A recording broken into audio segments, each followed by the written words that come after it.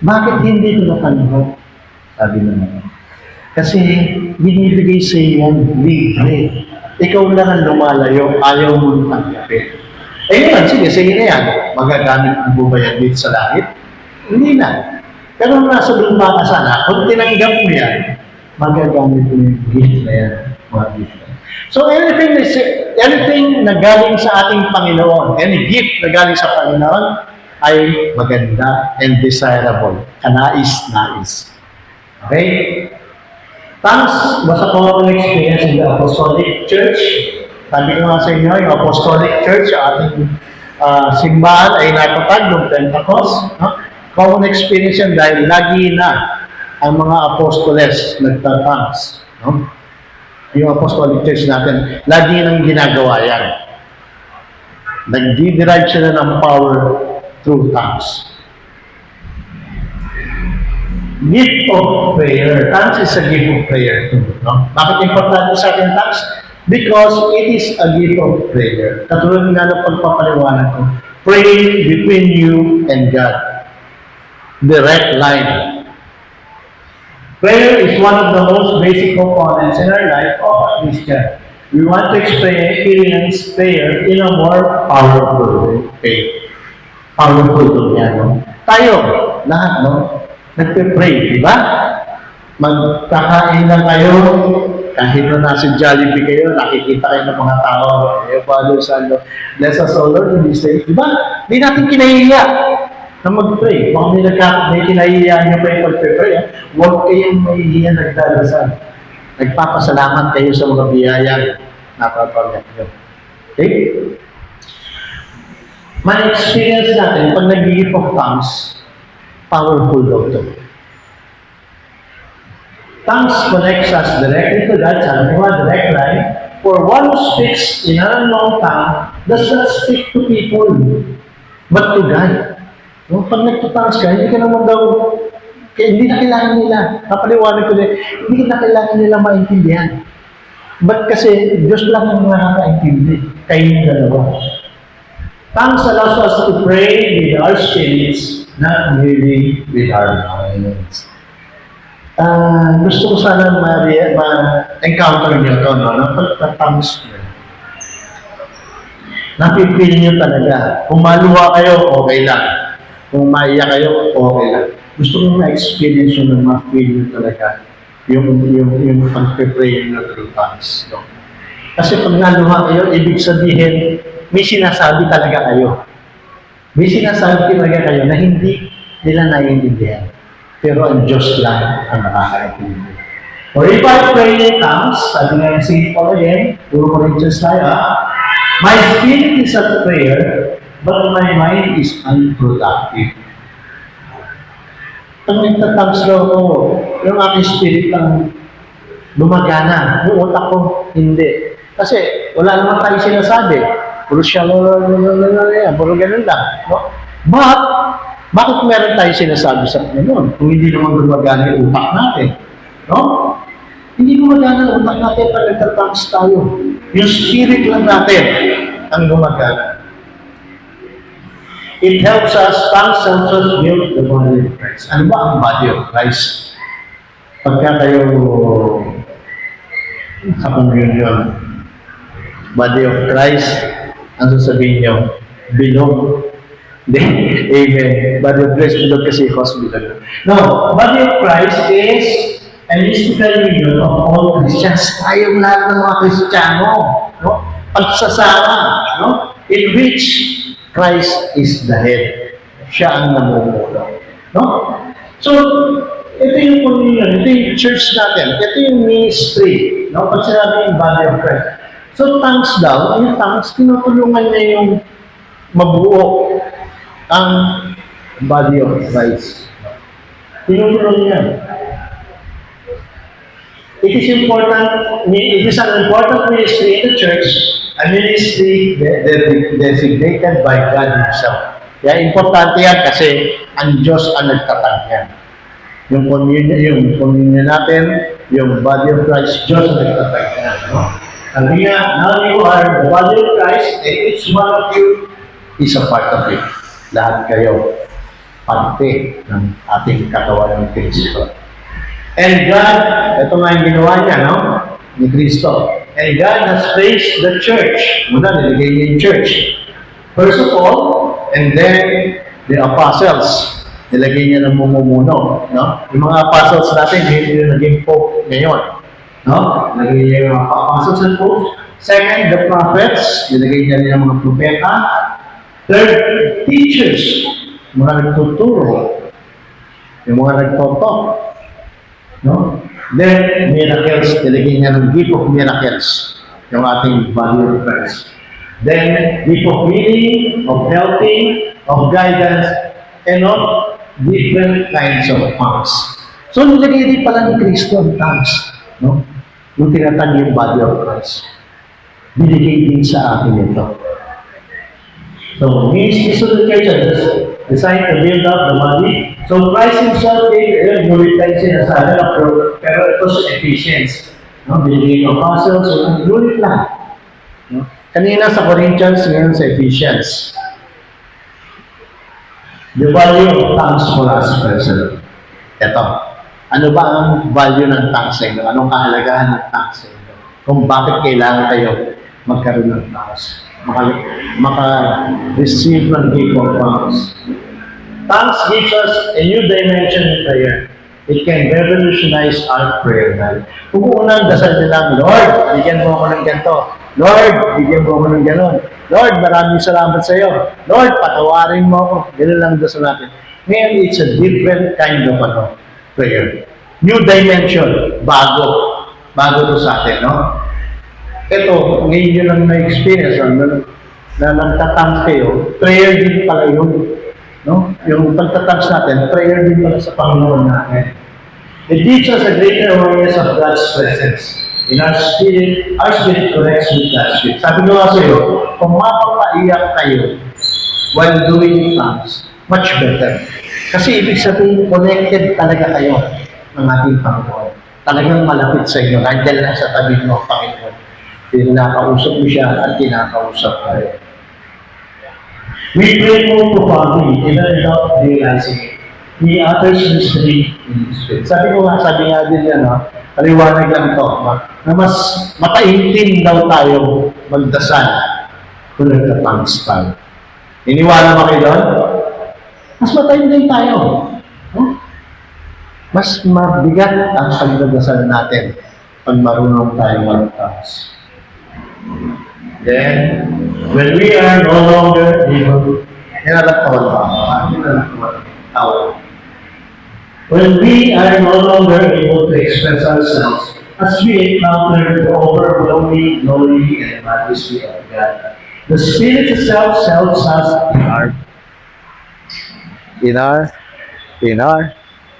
pero meron.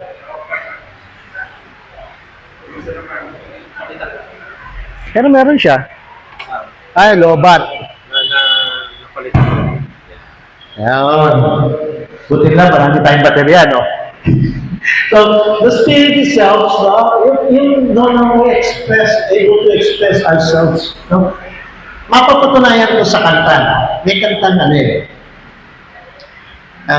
Yung la la la la la la la la la means I love you. Kung alam mo yung kanta yan, lumalunga na yan. No? Yung nag-compose ng kanta, wala na siyang masabi. But he wants to express his love. No? Wala na siyang masabi. Ano ba isusulat ko dito sa kanta to? Wala na akong mabanggit. Lahat na, nabanggit ko na. Nabanggit ko na mahal ko siya. Nabanggit ko na na. Ngayon, pwede palang ganun. Yung la la la la la la la la la la means I love you. Ganun din tayo. Yung la la la la la la natin, we express our love sa ating Panginoon. No? Wala tayong masabi. Di ba sabi mo nga, kung wala ka nang masabi, mag-thanks ka. Kung hindi mo bigas ang gusto mo sabihin, mag-thanks ka. And God will understand you. No? In the same way, the Spirit helps us in our weakness. We do not know what we ought to pray for, but the Spirit Himself intercedes for us through wordless groans. Yung Holy Spirit pala ang nagpuput sa atin ng tongues. No? Siya yung nagpapabigkas sa atin ng tongues. True wordless flows. Walang kahulugan, walang word. Basta la.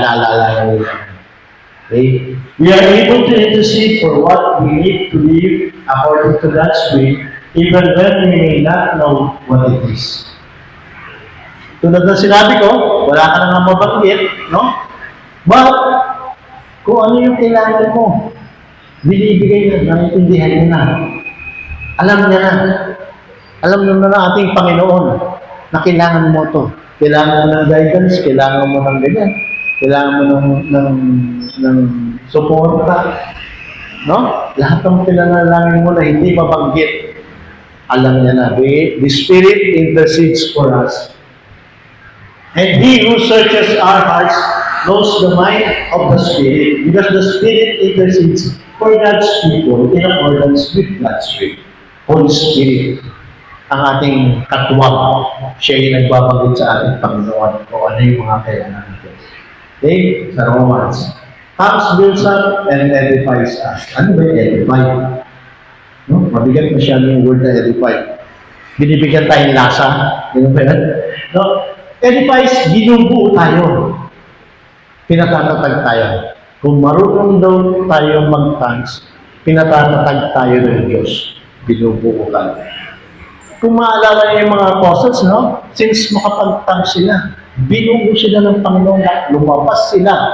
At si Pedro, first instant, munang paglabas na, naka-evangelize siya ng 3,000. Yan mo?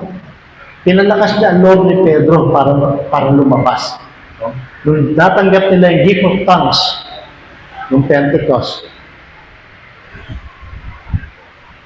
So, anyone who speaks in tongues edifies themselves. Sabi nga na naman isa, Pablo sa Corinto, lahat daw nakakapagsalita ng tongues, nakakapag-pray in tongues, ini-edify niya yung sarili.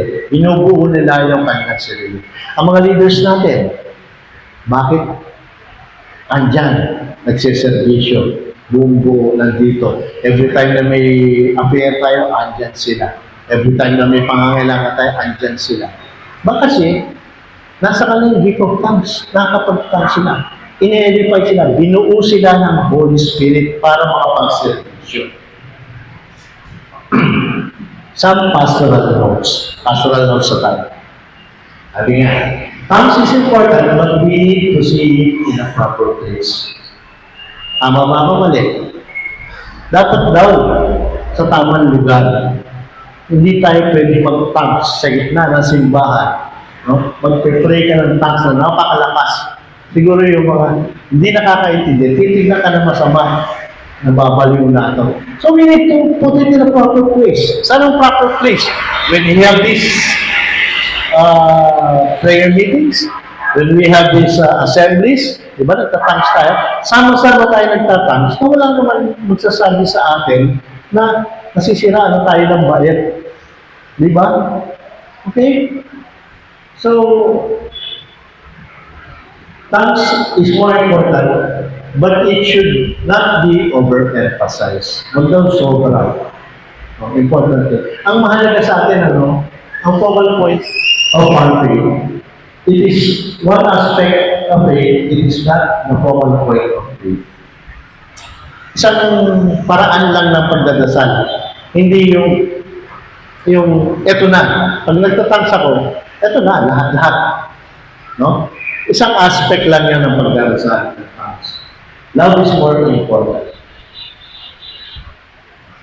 Given the above, still tongues is important and desirable since it results in further blessings and more power for the Christian life. Importante pa rin. Kahit na sinabi nga na hindi na mahalaga, pero importante pa rin na magkaroon tayo. Matuto tayong mag-tongues. How do we receive the gift of tongues? Parang daw natin ito matatanggap. Kung sa hindi pa nagtatangs, ganito yun. Or doon sa mga nagtatangs na, pero hindi nila alam kung bakit. No? Una, desire natin. Naisin natin na gusto ko, Lord, mag-tangs ako. You pray. Daisin mo yan sa puso mo. Kasi kung hindi mo naman ninanais, ba't ibibigay sa'yo? Di ba? Kung hindi mo gusto, ba't ibibigay sa'yo? So, unang-una is naisin mo. Pursue love, but strive eagerly for the spiritual gifts. Pangalawa, ask. Hilingin. No? Pagkatapos natin malangay sa puso natin, hilingin natin sa Panginoon, Lord, gusto ko mag-thanks. Baba mo ang Holy Spirit sa akin para makapag-thanks ako. Guide mo ako, Lord. Kayo lang makakagawa nito. No? Hilingin mo, para ka daw dapat bata na nangungulit sa ating Panginoon. Di ba, ang bata pag may gusto, Dali, gusto kong bike. Mayat-maya kang kinukulit. Ganun din daw dapat tayo. Mayat-maya natin kulitin ng Panginoon. Lord, gusto kong mag-thanks. Pagkatapos ng desire, you ask, and it shall be given. Seek and you will find. Knock the door and it will be open. Sabi nga sa mga. And after asking, yield. Magbigay daan. Cooperate. Ang Holy Spirit ang gagawa ng paraan para makapag-thanks kayo. No? Kung ang kailangan lang niya sa iyo, ibuka mo lang yung bibig mo. Kasi kung hindi mo ibubuka, hindi ka makikipag-cooperate, hindi lalabas yan, di ba? Kung kukontrain mo yung Holy Spirit, andyan nga sa iyo, kinokontra mo lang, nakatikom yung bibig mo, hindi lalabas ang pagtatapos. So you should cooperate. Okay? Obstacles. Bakit daw hindi tayo nakaka-receive ng thanks, ng gift of thanks? Number one is fear. Tatakot tayo. Tatakot tayo ng antyawan. Hindi tayo matatakot. Tatakot tayo na sabihin, sira ulo. No? Bakit tayo matatakot? Saan naman tayo nagtathanks, no? Sabi nga, just trust in the Lord. Magtiwala ka.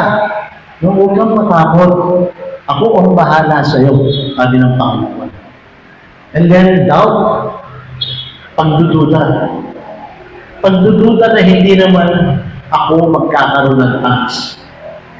Hindi naman ako makakapagsalita ng thanks. No? Huwag kayong magduda. Katulad na sinabi kanina, trust in the Lord. Bibigay sa inyo yan. God's gift is good. Lahat ng bagay na binigay ng ating Panginoon, maganda. And then, unworthiness. Yung feeling na, hindi ako Lord karapat-dapat para makapag-thanks. Kakaroon ba kayo ng feeling na gano'n? Alam niyo ba lahat tayo hindi unworthy? Lahat tayo worthy. Andito kayo sa CFC, tinawag kayo ng Panginoon. So you are worthy. Wala sa ating unworthy. Tandaan niyo yan. Lahat tayo may kahulugan sa Diyos. Okay? Pleading on God. And then, ito ang pinakamahirap. Kung meron kayo ito. Pride. Pride ang pinakamahirap na obstacle. Hindi talaga kayo bibigyan ng Diyos ng gift of thanks. Kung kayo may yabang. Hindi ko kailangan yan. Marunong naman ako magdasal. Nagbabasa ako ng Biblia. Hindi ko kailangan yan. Kala po yan sa akin. One, huwag kayong magkaroon ng pride. Sabi nga, be humble. Pangkumbaba mo yung sarili mo. No? Lahat naman tayo tinuturuan na to be humble. Wala yung pride. Nasa CFC na kayo. Kaya tayo yung mga teaching natin, yung masyadong mayabang. And then, wrong expectations and attitudes. Kung bakit hindi natin natatanggap ang thanks. People na. Waiting for something to happen. Nakaupo lang tayo, ito nga yung sinasabi ko, no? Nakaupo lang tayo, nag-aantay na may mangyayari. Hindi naman natin binubuksan ang ating bibig. Hindi tayo nagsasalita. Ay, wala kang mangyayaring ganyan. Hindi ka kayo makakapagsalita kasi nakatiklop yung bibig mo. Yung cooperate. No? Huwag mo labanan ng Espiritu, ang Holy Spirit. Lalabas at lalabas yan. And then dramatic experience. No? Sa pagtatanks, wala naman talagang dramatic experience na nangyayari. No? Meron kami pinipray over, bigla na lang nahimatay at bigla na lang. Lalo kaming lumapit, mga elders, lalo kaming lumapit. Alam mo kung bakit? Pinipray over namin siya. Baka mamaya yung nangyayari sa kanya, hindi para sa Diyos, hindi gawa ng Diyos, hindi gawa ng kalakapan. No? Kaya siya, nag-distract lang siya ng pray-over session. No? Yan ang nangyayari.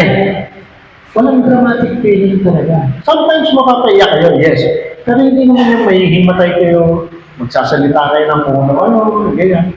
Walang nangyayari. Sometimes may nangyayari. Pag may nangyayari, lumalapit yung mga elders nga, katulad sinabi ko, pinag-pray over na maging sa Diyos yung ginagawa niya. Hindi dun sa kalaban. And then, side up, kinakabahan. Relax lang. No? Relax lang kayo. Okay, lalabas at lalabas yan pag nakarelax kayo. Pag kayo yung iniisip nyo na ano, lalong hindi lalabas yan. Just relax. No? Relax lang. Okay? And then, unwillingness. Katulad ng pride, ayaw niya. Ayaw niya. He is unwilling na tanggapin ang gift of the Holy Spirit. Okay? Yun! Ang haba. Meron pa. Kala niyo ba? So, ready? 9:15. Conclusion, no? God knows us so much that He wants to pour upon this bountiful gift and graces. Mahal tayo ng Panginoon, mga kapatid. Kaya binibigay sa atin ng Panginoon itong mga gifts na ito. One important gift is the gift of speaking in tongues. This gift is important for personal edification for building up our community in CFC. CFC na kayo, kaya dapat lumabas ang gift of tongues sa inyo. For opening of greater empowerment firms. God wants to give you this gift of tongues. Desire it as well and accept this gift. Hilingin nyo. Hingin nyo. At tanggapin, lalabas at lalabas sa atin. So, ito na. Tapos na tayo sa gift of thanks. Ito naman, bro, ito yung papel. I'll be giving you, kasi sa lahat, wow! Sandali, habang i-distribute yung ano, iinom muna ako ng tubig.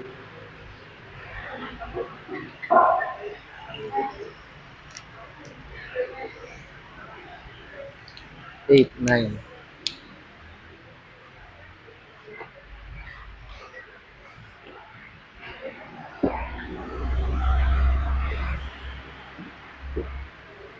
I-distribute sa inyo. Wow, nakaabot na ako. Pwede ba sa labas to? Nakaabot na ako gano'n. So, yan yung mga steps, procedures of praying over. Tinagalog ko para mas madaling maintindihan. Some of us kasi medyo hirap intindihin yung malalalim na words na English. Kaya tinagalog ko siya. Kung masyadong maliit, magsalamin na lang kayo. Ginawa ko maliit yan para magkasya. Alam niyo ba yan? Okay na? So, ayan. Pray over session na tayo. Ito ang mahalagang session sa buong CLP. So, unang-una, spiritual preparation. Prepare muna natin yung sarili natin. No? Bago mag-pray over. Kailangan, hindi lang yung participants na nag-prepare, pati rin tayo dapat prepare. Confession. Sabi ko, mag-confess yung mga participants. Siguro, mas maganda kung lahat tayo mag-confess. Kayo ba nagkakaroon ng regular confession? Weekly? Di ba? Hindi naman. Minsan, nakakalimot kayo mag-confess. Minsan, naiipon na yung mga kasalanan nyo. 3 taon, hindi kayo nagko-confess. Dapat meron tayong confession. Lalo na, at tatanggapin natin ang Holy Spirit. Pupunta ang Holy Spirit dito, together with us. Dapat sa atin malinis. So, you go to confession with the participants. Okay? And then, fasting. You need to fast. No? Yung pray over session, huwag muna kayong kumain. Tiisin nyo. No? Tiisin nyo muna. Ay, minsan naman, lagi naman siguro na no? Pagkatapos ng pray over, kainan talaga eh. Nagbibigay talaga ng pagkain na mabibigat eh. No?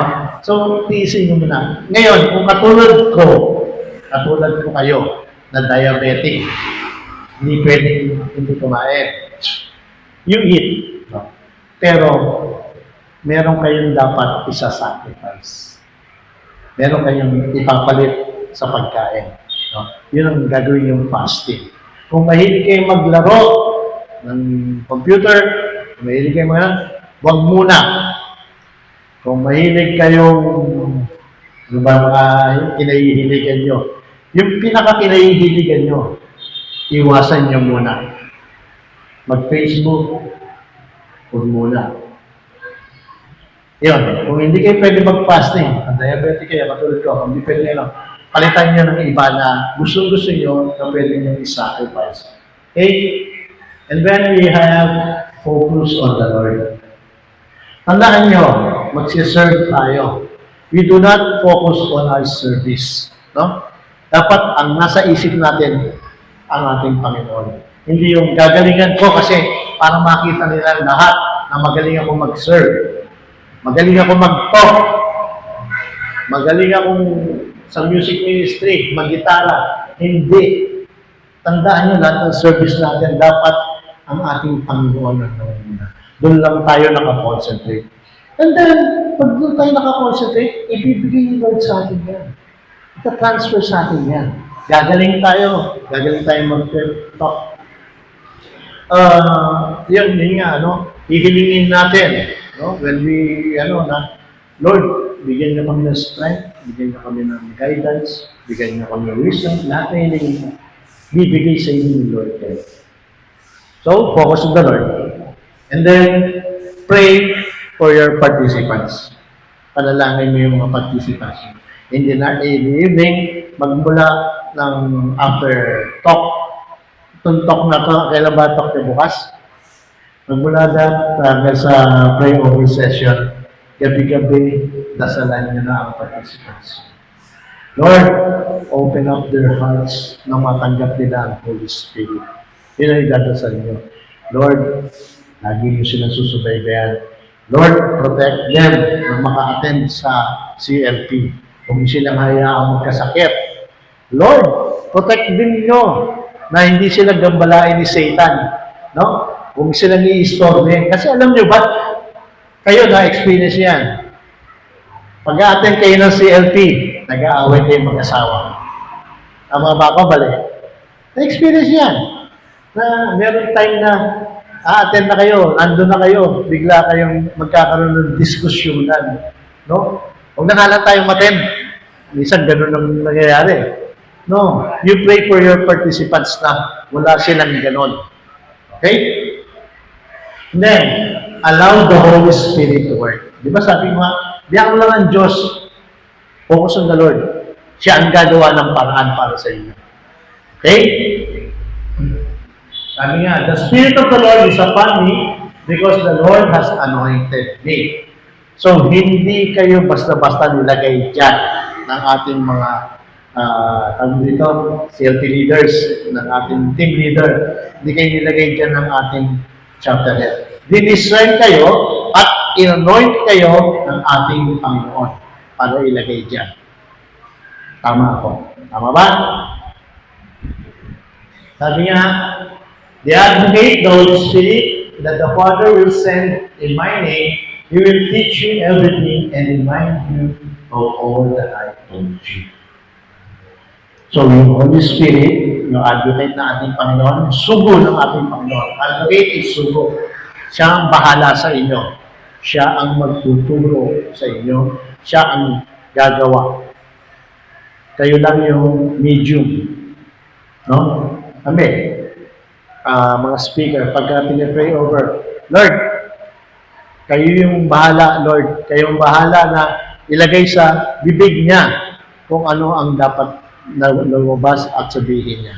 Ganun ang pag-pray over. So, eto na, yung papel nyo. Suggested steps for pray over. Number one, di may silya. Pero nga si silya. Thank you, Lord Joel. May silya. So, ang gagawin nyo, unang-una sa lahat, pupunta kayo ng praying partner mo doon sa place na inassign sa inyo na pagpe-pray over. And then, you pray doon sa silya with arms raised. You pray the acts. Adoration, confession, thanksgiving, contrition, thanksgiving, and supplication. No? Dasal mo yan. Na ang dadasal mo is everything about the participant. Lahat hihilingin mo para sa participant. Yung uupo dito. Idadasal mo rin na itakwil ng ating Panginoon ang hindi magagandang elemento. Protect this place. Keep this place holy. Keep this ground holy. Send your angels upon us to keep it holy. Huwag sana kaming gampalain ng hindi magagandang elemento. Okay? That's what you pray. That's what you ask for. Supplication. I-ask mo na maging holy itong place mo. And then, after praying the acts, introduction. Kukunin mo yung participants. No? Ang pagkuha sa participants, baga ito, sis, sama ka na sa ganyan, sarang mo yung mata mo, close your eyes, no? Habang naglalakad tayo, huwag siya mag-alala ka mo. Kasi gagayad niya naman siya, no? Just close your eyes habang naglalakad tayo. And then, touching your hair on the shoulder. Huwag sa kamay, huwag hahawakan ng kamay, huwag dito sa katawan. On the shoulder lang, light touch lang, magaan lang. Huwag mo ibibigay bigat mo. At saka, sandali pero itong guide na to, nakita niyo napakahaba, 17 steps. Do it in your own words. You try to, huwag mo naman i-memorize word for word itong nandito. Gawin mo lang sarili mong salita. Papaliwanag ka naman kung saan sa iyo.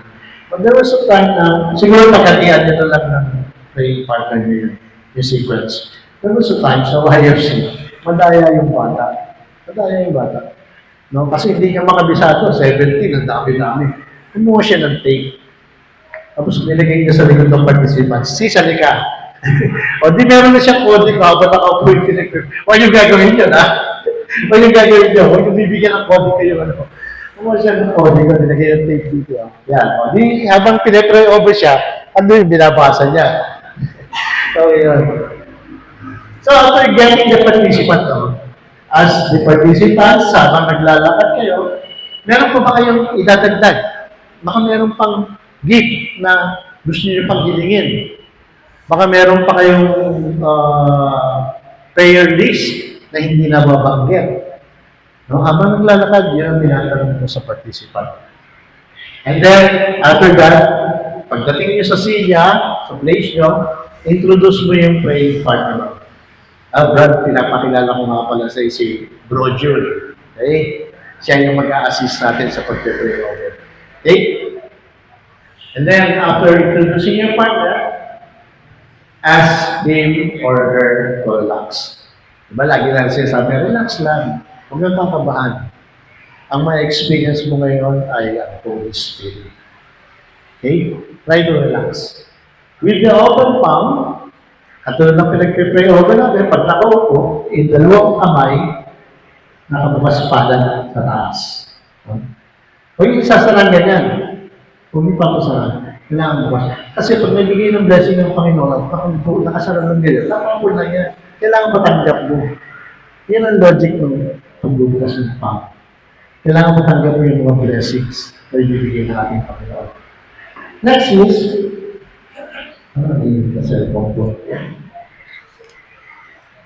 next is, tell them to close their eyes and meditate as he is about to receive, to experience the Holy Spirit. Sabihin mo lang sa kanya, tigit ka lang, no? At tatawagin natin ang Holy Spirit. Darating ang Holy Spirit sa atin. Okay? Yun, step 2. Then step 3, as usual, ng ating praising, Lord God, we praise you, we glorify you, Lord God. The King of Kings, Lord of Lords, our Savior, our Healer, all praising words, all worship words, banggitin niyo na. Okay? And then, after praising the Lord, we pray, opening prayer. Ama namin, sa langit, salamat po sa pagtawag mo sa aming kapatid na si, kung anong pangalan ng participants mo. Okay? And then, okay na siya. Manadasal mo na siya. And then, surrender. Pagsuko. This we do para sinusuko natin yung participants natin. Tayo nagpe-pray sa kanya eh. So, hindi naman yung participant. So, we ask the Lord na sinusuko namin ang participant. Tanggapin mo ang aming participant kasi bro, ayun, sinusuko namin. Anong pangalan ng participants? Pagsusuko. Yun yung number 5. And then number 6, shielding. Pagkatapos mo siyang i-shield, kailangan protektahan mo. Nang sa ganon, hindi pumasok yung masasamang elemento sa kanya. No? Kaya nga yung nangyari siguro doon sa participant na nag-tanks ng nakaka-distract lang, siguro may pumasok na iba. Kaya ganon. Okay? Pagpapangalaga. Pangalaga ang tawag doon. And then after shielding, binding and casting. Itong binding and casting ito, mahalaga ito. Kasi dito natin tinatakbo si Satanas. At ginagapos natin yung ating paligid na huwag masukupan, huwag ma-penetrate. Okay? Dito natin tinatakbo si Satanas. And then, infilling, pagpupuspos. No? Ito lagi niyong babanggitin. Alisin mo sa amin ang pagkabuhi, galit, sama ng loob, at palitan ng pag-ibig. And then, pagkatapos mo sa next slide, babanggitin mo pa rin sa yung alisin mo sa amin ang kayabangan at palitan ng kababaang loob. Yung babanggitin nyo na, yung naka-highlight. No? Alisin mo sa amin ang makasarili at palitan ng pagbabahagi sa iba. Laging babanggitin yan. Okay? And then after the infilling, prevention of backlash. Ano ba yung backlash? No? Kasi hihilingin natin na matanggal yung mga bad habits niya. Yung mga wrongdoings niya.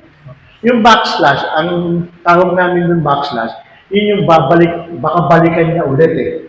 So pagdadasal natin siya na huwag nang bumalik sa dati niya. No? Okay? Malinaw? Okay. And then after the prevention from backslash, lifting up of sins and concern. Pagtataas ng kasalanan at kahilingan. Dito na yung nabanggit sa inyo yung mga kanyang wrongdoings, mga itataas na natin sa ating Panginoon. No? At kahilingan niya, mga prayer list niya. Di ba? Sabi ko sa inyo, kunin niyo yung prayer list niya, kung ano yung mga hinihiling niya, baka pagdadasal niya yung kanyang kapatid na may sakit, pagdadasal niya yung yung may gusto siya ipagdasal sa inyo, yun. Okay? And after the lifting up of sins and concern, baptism of the Holy Spirit. Pagbibinyag na banal. Ito na yung pagbibigay niya ng ipagkaloob mo sa ating kapatid si akin, yung banal na spirito na magkaroon siya ng bagong buhay na kaaya-aya sa inyo. No? So, luma na itong steps na ito. No? We are not calling yung ating event, yung pray over event ng baptism. No? Hindi na tayo pwedeng binyagan. Although it's binyag ng fire, hindi na tayo pwedeng binyagan. So we call it pray over. Okay? And receiving of the holy gifts of the Spirit. But iniiwasan na natin tawagan ng baptism. Nilagay ko lang yan para maalala nyo kung ano yung ginawa sa inyo nung ano. Nung ano, ganyan tawag baptism.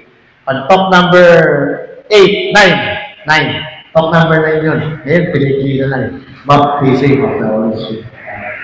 So, after ng pray over there, Lord, training of spiritual gifts. Ito na yung mga hiniling ng gifts. For knowledge, wisdom, no? Ipapadalangin natin sa Kanya. And after that, praying in tongues. Ito ang gagawin nyo. Kung si Brother Manny ang talk, ano nyo, usually ginagawa ni Brother Manny, bago siya mag-talk proper, katulad ko, bago ko mag-talk proper, may intro talk. Ang intro talk ni Bro Manny, pinalalabas doon sa participant na makapag-talk sila. Di ba? Ganun, magaling si Bro Manny mag-talk. Una niyang ginagawa, pinalalabas sa ano. So, dito, bubulungan natin ang kapatid natin na nakaupo, yung participant. Kapatid, sabayan mo kami. Okay? Puro mahina, palakas ng palakas. Lalakasan nyo. Pagka hindi siya nagpapatid, kapatid, lakasan mo pa. Habang yung praying partner mo, dire-diretso pa rin sa Try to convince them na makapag-pray in tongues din sila. No? Huwag yung praying partner nyo, huwag titigil mag-pray in tongues. Ikaw lang yung sasabi na, kapatid, lakasan mo pa. Lakasan mo yung praying in tongues. Okay?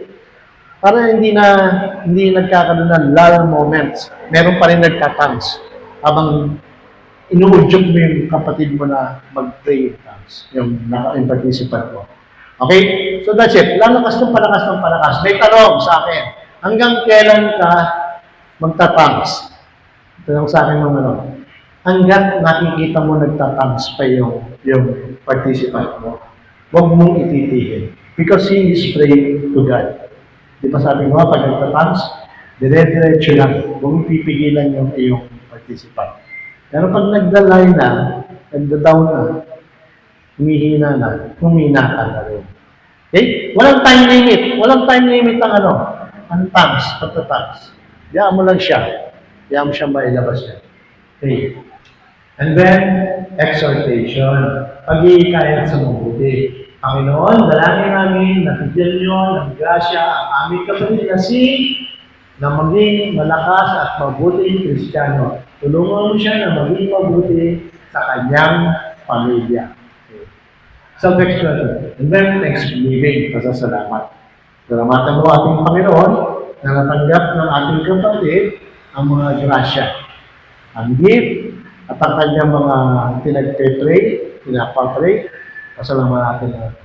After that, closing prayer. Ika-close natin when the participant is sitting. No? So, anong ginagawa sa closing prayer? Ama namin, sumasalangit ka, yan yung mga prayers. Hail Mary, and then, after praying the Our Father, Hail Mary, and Lord be, tamayan niya yung participants. Okay? Bro, congratulations, bro. Okay ka na.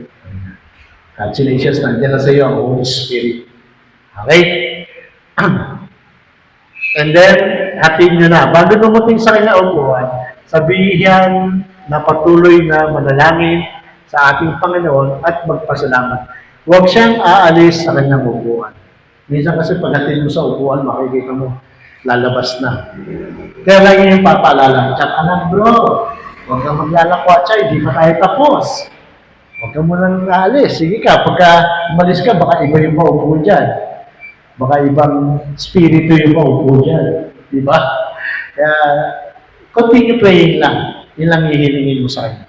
And then after, bumalik na yung ating facilitator sa upuan.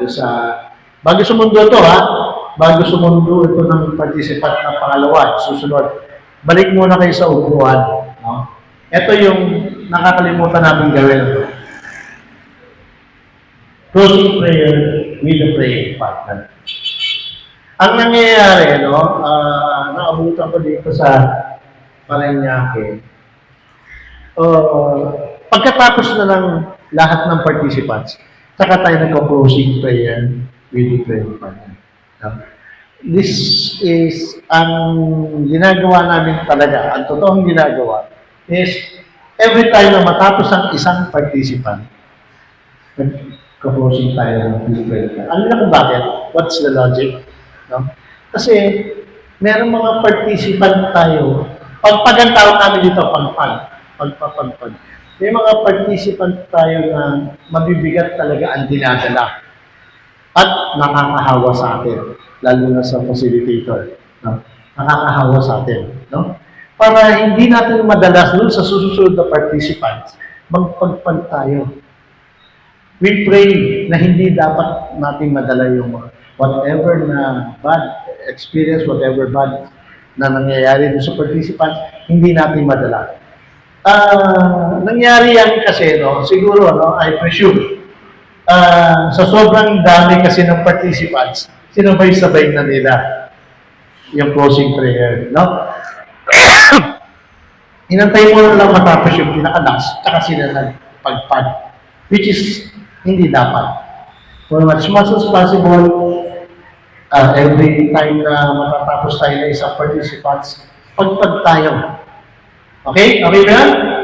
Yan ang ideal. Okay? Yun. And then, pray and glory. Dito tawag pag-uhugas. Okay lang din. Pareho yung pagpag at saka pag-uhugas. So, ayan na. Tapos na tayo. Question and answer na tayo. Okay? Meron ba kayong mga katanungan? Kasi yung bagong participant. May katanungan kayo? Meron kayong gusto pang i-elaborate pa, paliwanag ko. Sige, bro.